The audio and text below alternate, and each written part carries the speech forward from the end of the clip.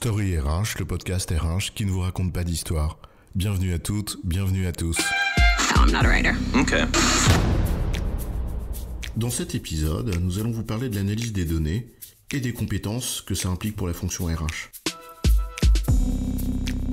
Investir le domaine de l'analyse des données est fondamental pour la fonction RH, pour lui permettre de mieux comprendre la ressource humaine qu'elle doit gérer. Ensuite, pour lui permettre de mieux piloter ses politiques et actions. Et enfin, pour l'aider à construire son argumentation auprès des autres fonctions de l'entreprise en la fondant sur un discours de preuve.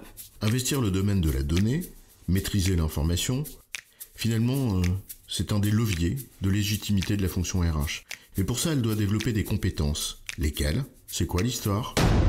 3 domaines de compétences sont préalables à une pratique avisée d'analyse des données. Tout d'abord, il est essentiel de comprendre le champ de la statistique et sa portée.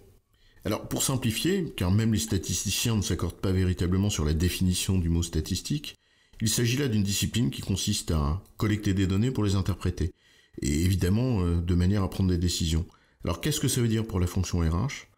En fait, la fonction RH est confrontée dans sa pratique professionnelle à 3 types de domaines statistiques.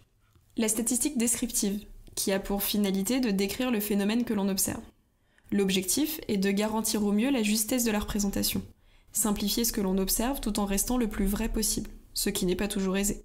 Il faut être vigilant à la manière dont on catégorise la donnée, la manière dont on la représente, la manière dont on la restitue, etc. Le deuxième champ statistique, c'est pas simplement décrire le phénomène qu'on observe, mais c'est la statistique explicative, qui elle a pour finalité d'identifier des relations de cause à effet. Alors là, on utilise des techniques statistiques comme les régressions multiples, l'analyse factorielle des correspondances, les AFC, qui sont des méthodes qui sont très connues des professionnels du marketing depuis longtemps.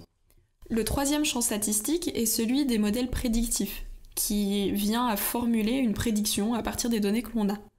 Là, on parle souvent de machine learning pour améliorer en continu ces modèles prédictifs, construits sur des volumes de données toujours plus vastes.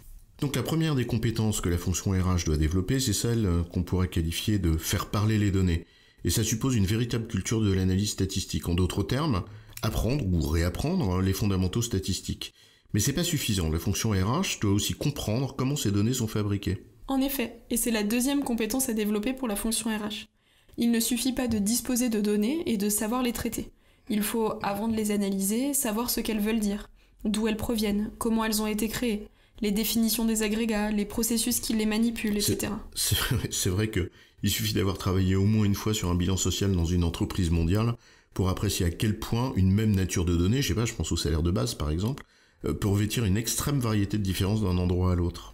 Dans cette perspective, une connaissance réelle du SIRH, des processus qu'il traite, des référentiels qu'il utilise, comme des difficultés qu'il pose, constitue un atout évident.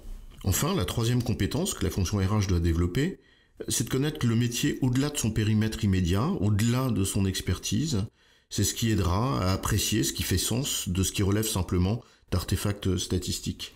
Pour cela, les praticiens et praticiennes doivent développer une connaissance à la fois approfondie et holistique de leur pratique professionnelle, ce qui leur permettra d'exercer un réel esprit critique, faire preuve de discernement, pour décoder ce que signifie tel ou tel résultat statistique. C'est vrai qu'on pourrait être tenté, dans une logique de recherche, d'adopter une approche méthodologique qui consiste à explorer toutes les pistes d'analyse possibles et de chercher une forme d'exhaustivité dans le travail du chiffre.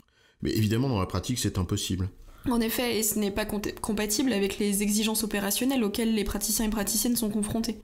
En réalité, on va le plus souvent formuler des hypothèses réalistes, a priori, en s'appuyant sur une expérience métier, puis on va confronter ces hypothèses, les amender ou les infirmer à l'aide de méthodes statistiques. Et là, on a bien besoin de l'expérience et de la connaissance du métier.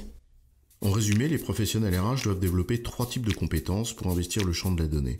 Tout d'abord, maîtriser l'aspect technique des méthodes et outils statistiques, qu'il s'agisse de statistiques descriptives, explicatives ou prédictives. Mais aussi comprendre d'où vient la donnée et comment elle a été fabriquée. Et enfin, connaître son propre métier au-delà des expertises silotées pour développer un véritable esprit critique des résultats que la statistique proposerait. J'ai bon, chef ? Oui, tu as bon, mais on va pas en faire toute une histoire.